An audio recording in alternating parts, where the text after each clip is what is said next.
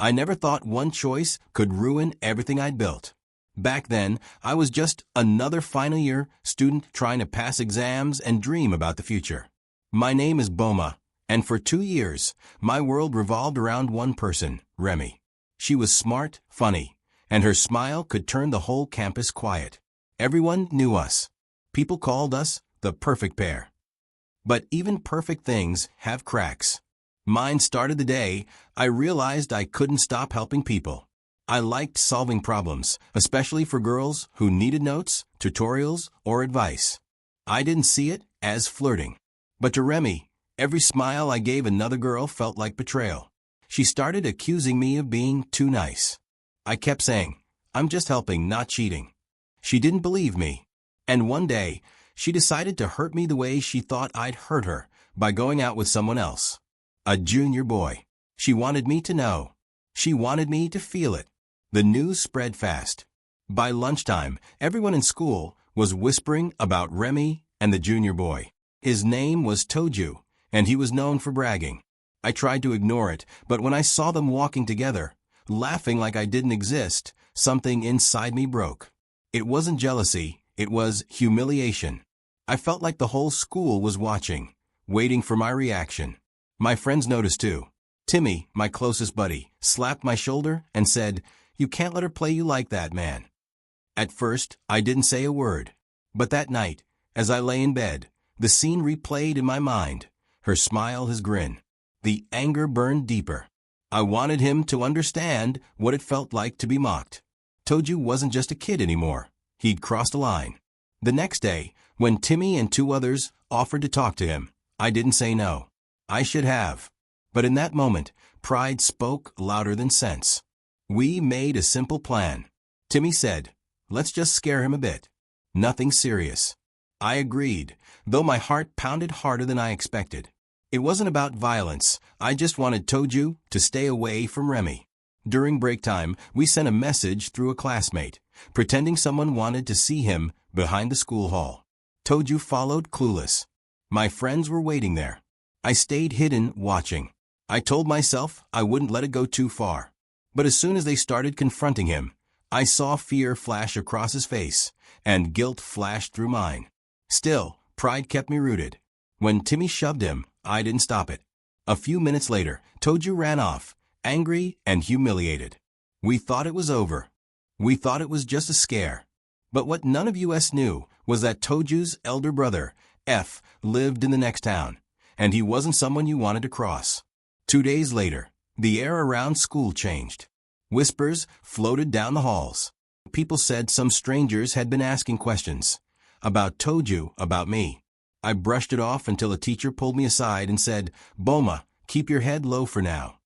That night, Timmy came running to my room, breathless. "Boma, we messed up. Toju's brother. He's in town. He's angry." My stomach twisted. "Angry how?" I asked. "He's not just any guy. He's part of a local gang. They're saying he's bringing people." I froze. Suddenly, the small mistake we made didn't feel small anymore. I wanted to believe it was just rumors, but something in Timmy's eyes said otherwise. Remy called that night too. Her voice trembled. "Boma, what did you do?" "I didn't mean for anything to happen," I said quietly. "It wasn't supposed to go that far." But sometimes, life doesn't care about what's supposed to happen. By morning, the tension had spread across the entire campus. Teachers told students to stay indoors after classes. The principal called an emergency meeting. Everyone knew something was coming, but no one knew when. I saw Remy near the library, tears in her eyes. She whispered, "Boma, I never meant for this to happen. I just wanted to get your attention." Her words hit me like a hammer. Everything we had, our friendship, our love, our trust, was buried under one foolish act of pride. Later that day, as the sun dipped behind the hostel buildings, I heard shouting outside the gates. Then chaos. People running. Sounds of things breaking. I saw smoke rising in the distance. Timmy grabbed my arm. "It's them. F's gang." We ran. The air filled with screams and confusion. Someone shouted that the police were coming, but by then it was too late. The school had already turned into a battlefield. We hid behind the classroom block, hearts pounding. Smoke rose from the cafeteria. Windows shattered somewhere near the science lab. I could hear shouting, angry, chaotic, unstoppable. Students were screaming and pushing past one another. I wanted to run farther, but part of me froze. How had it come to this? A simple mistake, a silly act of jealousy, had now turned into something we couldn't control. Timmy pulled me by the shirt. "Move, Boma. We need to get out before they find us." We ran toward the back gate, where a few teachers were trying to calm students. I looked around and saw faces covered in fear. Then I spotted Remy near the dormitory. She was trapped, unable to pass through the crowd. I ran to her. She clung to my arm, crying, "Boma, what's happening?" "I'll get you out," I said. But even as we tried to move, we heard the sound of sirens in the distance. It should have been a relief, but somehow it made me more afraid. It meant things had already gone too far. By evening, the police had arrived. They stormed in, trying to control the chaos. Students were evacuated, teachers shouted names, and everyone was told to gather at the sports field. Remy sat beside me, her hands trembling. The principal stood before us, his voice breaking as he spoke. "This school has been attacked. We've lost people and property, but I promise justice will be served." His words felt like knives. I didn't know who was hurt, but I feared the worst. When my name was called by one of the officers, my chest tightened. They asked me to come forward along with Timmy and the others. Someone had told them what happened between us and Toju. I couldn't speak. The crowd stared. I saw disappointment in the teacher's eyes, sadness in Remy's. The officer said, "You're coming with us for questioning." That moment, I felt the world crumble around me. I wasn't a hero anymore. I wasn't even a student. I was the reason everything had burned. The police van smelled of smoke and fear. I sat with my hands cuffed, staring at the dark streets rushing past. None of us spoke. The silence was heavier than any shout. At the station, they separated us. I could hear voices through the thin walls, Toju's, his brothers, and the principal's. Every word made me smaller inside. When they brought me out for questioning, the officer asked, "Why did you attack him?" I tried to explain. It wasn't an attack. I just wanted to scare him. I didn't know. He interrupted. "You didn't know it would lead to deaths?" My throat tightened. I had no answer. Later, Remy was brought in. Her face was swollen from crying. "Boma," she whispered, "I'm so sorry. I wanted to tell her it wasn't her fault. But maybe it was both of us. Pride had built this fire, and now we were trapped inside it." We spent 3 nights in detention before our parents came. The look on my mother's face broke me. She didn't yell, didn't cry. She just stared like she no longer recognized her son. The principal filed a report. The news spread quickly. Students linked to school riot. My name was everywhere. The shame was unbearable. Remy was released on bail the next morning, but I wasn't. They said I was the one who started it all. Inside the cell, I met boys who laughed at everything, even pain. One said, "First time? Don't worry, you'll get used to it." I didn't reply. I couldn't. I kept thinking about Toju. Was he okay? Was anyone dead because of me? The thought haunted me. On the 4th day, an officer came and said, "You're going to court." Court. The word sounded like the end of everything I knew. The courthouse smelled of old papers and fear. Reporters waited outside as we were let in. I tried not to look at the flashing cameras. Inside, the judge listened as the police explained what had happened, how a simple fight had led to chaos. 2 people had died, a teacher and a student caught in the fire. My stomach turned. I wanted to vanish. The judge looked at me and said, "You may not have set the fire, but your actions started this tragedy." Those words burned deeper than any punishment. We were granted bail, but the case wasn't over. When I walked outside, I saw Remy waiting. She held my hand, but couldn't meet my eyes. "I wish we could go back," she said. "So do I whispered. That night, I couldn't sleep. The sound of sirens, the screams, the fire, they replayed in my mind like a curse I couldn't escape. After the court hearing, I couldn't return to school right away. The buildings were closed for repairs, and the students were sent home. The air in town still smelled of smoke and sadness.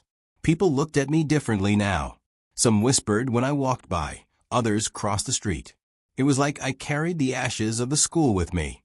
At home, I stayed in my room most days, thinking about everything that had happened.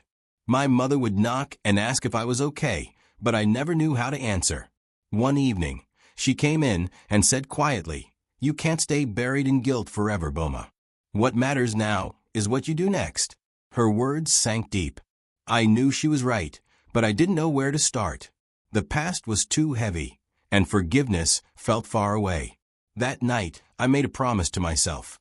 If I ever got a chance to fix what I'd broken, I would take it, no matter what it cost.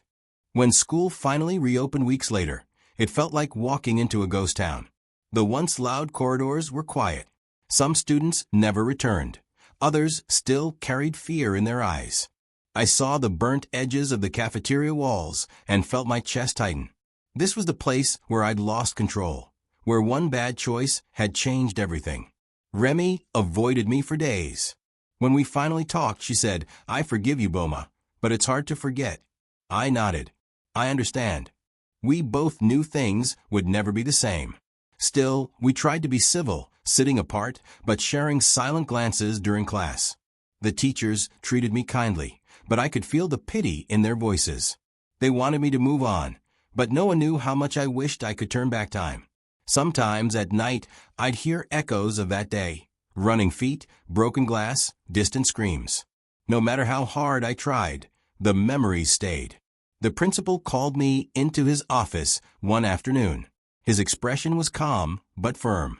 "Boma," he said, "you can't erase the past, but you can learn from it. We're starting a peace club. I want you to lead it." I was shocked. "Me? After everything?" He nodded. "Exactly because of everything. You've seen what pride and anger can do." I thought about it for a moment, then agreed. Maybe this was the chance I had been waiting for. We began small, just a few students talking about conflict and forgiveness. At first, people avoided the meetings, but slowly, curiosity drew them in. Remy joined, too. She didn't say much, but when she smiled at me during one of the sessions, I felt something shift inside.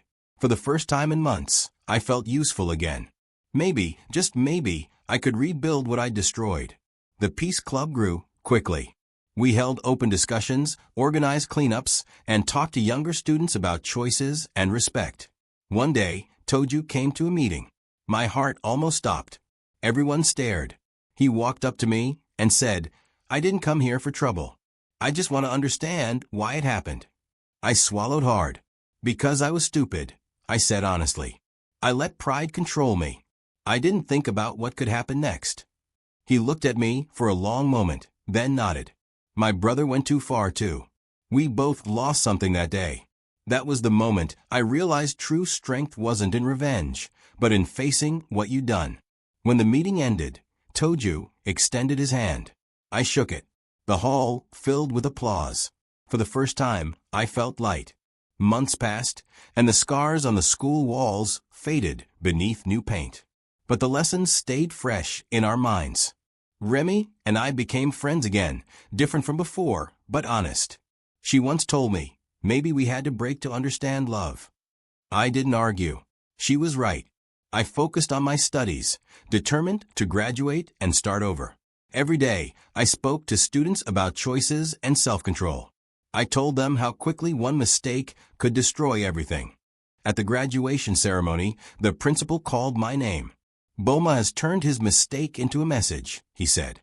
The audience clapped, and I felt my mother's proud eyes on me. When I took the microphone, I said softly, "Don't let anger guide you. It burns faster than fire, and when it's gone, you'll only see ashes." The crowd went silent. In that moment, I knew my story wasn't one of destruction anymore. It was one of redemption. The days after the court hearing were the hardest of my life. I was released on bail, but freedom felt heavy. People whispered when I walked past. Some crossed the street to avoid me. The school was still closed, and everywhere I looked, I saw the ashes of what used to be my pride. My parents barely spoke to me. My mother's eyes told me everything. disappointment mixed with pain. I couldn't even look at myself in the mirror without shame. I started helping my father at his small workshop. Hammering wood, fixing old chairs, and staying quiet helped me think. Sometimes I heard kids pass by, joking about the boy who burned the school. Each word cut deep, but I knew I couldn't change the past, only what I'd do next. One evening, as the sun set, I sat outside, watching the orange sky fade. I realized how much one moment of anger had cost me. I lost my friends, my girlfriend, my peace. Still, something inside whispered, "You can rebuild." It wouldn't be easy, but I was ready to try. I decided to volunteer at the town's community center. The manager, Mr. Ajayi, was an old teacher who knew what had happened. Still, he smiled at me and said, "Everyone deserves a second chance." His words sank deep. For the first time in months, I felt seen not as a troublemaker, but as someone who could change. I started teaching little kids how to read. Their laughter made me forget the pain, even for a while. Some parents looked at me with suspicion at first, but when they saw how much I cared for the children, their hearts softened. One day, after class, a boy tugged my sleeve and said, "You're the best teacher ever." I almost cried. That single line meant more than any applause I'd ever received. At night, I wrote in my journal about guilt, love, and forgiveness. Writing helped me heal. I started to believe that rebuilding wasn't about erasing the past, but learning to walk with it. I promised myself I'd never let anger lead me again. Months passed, and life slowly began to make sense again. The police had dropped most of the charges, thanks to community leaders who spoke on our behalf. The judge called it a youthful mistake with painful lessons. I couldn't agree more. Remy reached out one afternoon. I hadn't heard from her since the incident. Her message read, "Can we talk?" My heart raced. When we met at the same bench where we used to sit after class, she looked different, calmer, older. "I'm sorry," she said softly. "I never thought things would go that far." "I'm sorry too," I replied. We both let pride control us. We sat in silence for a long time, listening to the wind move through the trees. For the first time, it felt like forgiveness was real. Not just words, but something you feel deep inside. That evening, I realized that peace doesn't come when people apologize to you. It comes when you forgive yourself. With time, I began speaking to young students in nearby schools. I told them my story, every painful detail, but not to scare them. I wanted them to understand how fast one bad choice could destroy everything. At first, I was nervous. My voice trembled when I faced the first crowd of students. But when I saw their faces, curious, scared, thoughtful, I knew it mattered. Anger is like fire, I told them. You think you control it, but once it spreads, it burns everything, even you. After each talk, a few students would come up and thank me. Some even shared their own struggles, jealousy, bullying, heartbreak. I listened. I understood. And each time I spoke, I healed a little more. My story was no longer my shame. It was my message. 1 year later, I returned to my old school. The buildings had been repaired, the playground repainted. Everything looked new, except me. I was no longer the same boy who once thought revenge made him strong. The principal shook my hand. "You've come a long way, Boma," he said. "We're proud of you." Standing there, I felt the weight of the past lift, little by little. I laid flowers near the memorial stone for the 2 lives lost. I whispered, "I'm sorry." Then I smiled faintly and walked away. I learned that forgiveness isn't forgetting. It's choosing peace over pain. Life doesn't always give second chances. But when it does, it's your duty to make it count. And that's exactly what I planned to do. After visiting the school, I couldn't stop thinking about how I could make a real difference.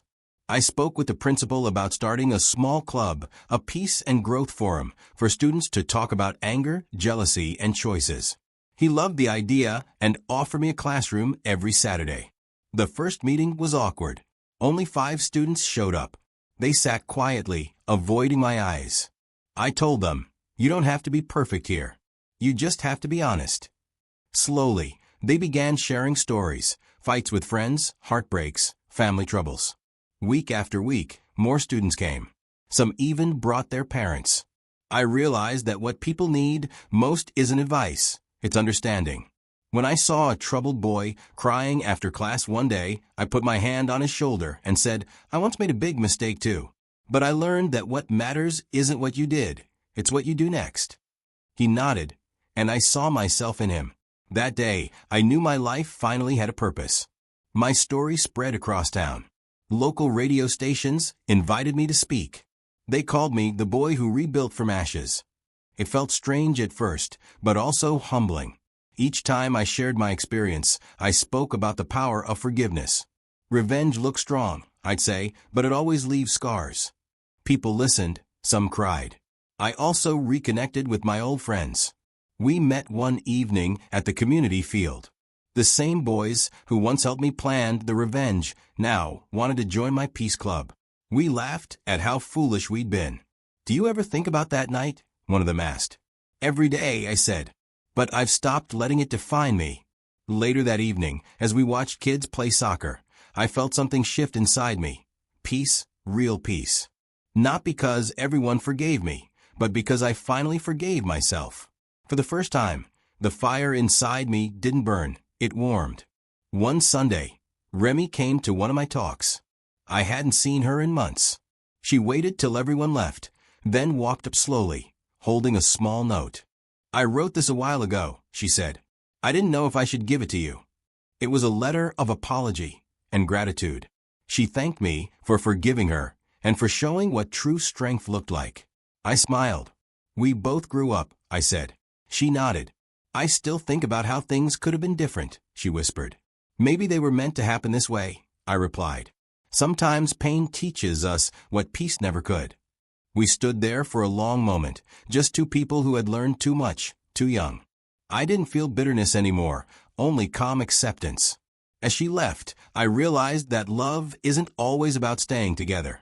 Sometimes, it's about helping each other heal and move on. Months later, the governor's office invited me to speak at a youth leadership summit. I couldn't believe it. Standing on that big stage, I looked at hundreds of faces, bright, curious, hopeful. I began, a few years ago, I made a choice that almost destroyed my life. But pain can be a teacher if you listen. I shared everything, the jealousy, the revenge, the loss, and the rebirth. When I finished, the hall was silent for a moment, then filled with applause. Afterward, a mother came up to me with tears in her eyes. My son has been angry for months, she said. You just helped him see things differently. That night, as I walked home under the stars, I felt something deeper than happiness, purpose.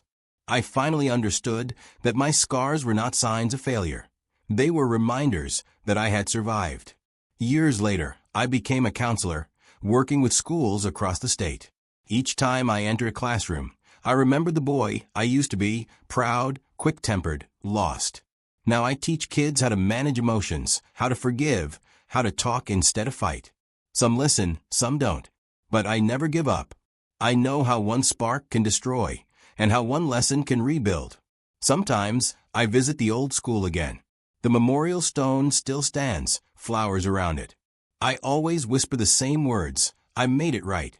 Remy eventually moved to another city, but we still check on each other sometimes. We're both doing fine, just living, learning, and healing. When I tell my story now, I end with one line that always stays with me. You can't rewrite the past, but you can use its ashes to light a better future.